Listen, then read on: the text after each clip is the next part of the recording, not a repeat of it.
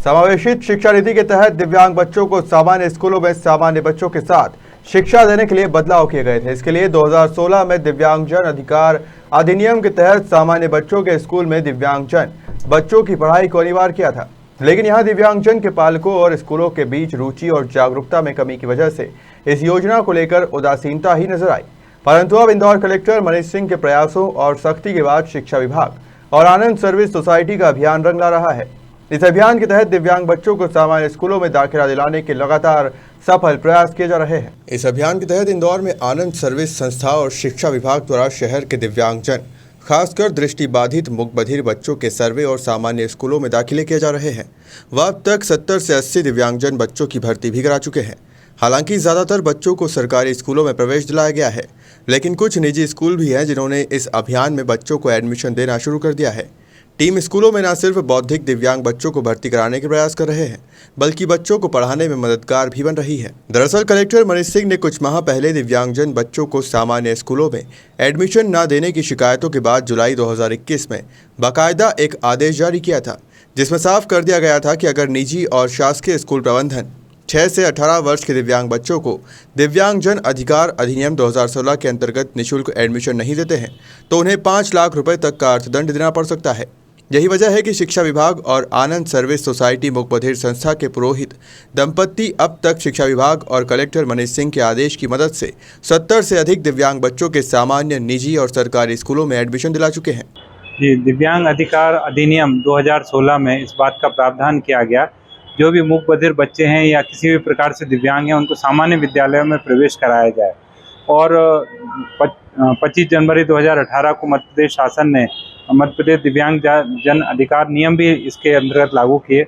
अभी समावेशी शिक्षा जो नीति है मध्य प्रदेश शासन की, सर्व शिक्षा अभियान के अंतर्गत और राष्ट्रीय माध्यमिक शिक्षा अभियान के अंतर्गत दिव्यांग बच्चों को सामान्य शालाओं में भेजना है।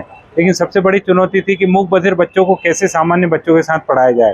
तो हमारी जो आनंद सर्विस सोसाइटी मूक बधिर दिव्यांग बच्चों की संस्था है, इसके माध्यम से हमने विशेष शिक्षक उपलब्ध कराए।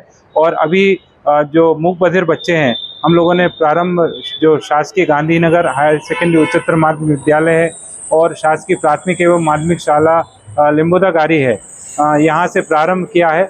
और हमारा लगातार सर्वे चल रहा है। करीब 70 बच्चों के आसपास हम लोगों ने अभी तक प्रवेश कराया है अलग अलग विद्यालयों में।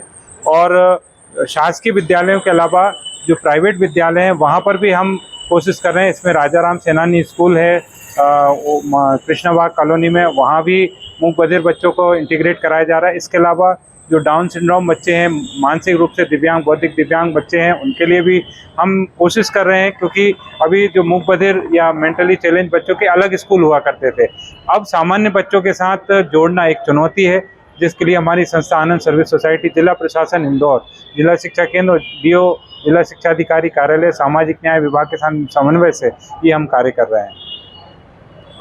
बच्चों को जब इंटीग्रेटेड स्कूल में कर दिया जाएगा तो उनकी पढ़ाई में किसी तरह की परेशानी ना आए, सामान्य शिक्षक उन्हें पढ़ा सकें, इसके लिए क्या किया है हमने?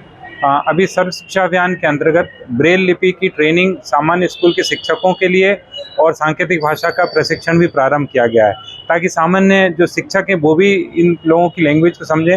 साथ में जो हमारे इन बच्चों को पढ़ाने वाले शिक्षक हैं, उनके लिए अभी हाल ही में, यदि सबको जानकारी में आया होगा, माननीय उच्चतम न्यायालय ने कंपलसरी किया है कि अब दिव्यांग बच्चों के लिए भी विशेष शिक्षकों की भर्ती की जाए।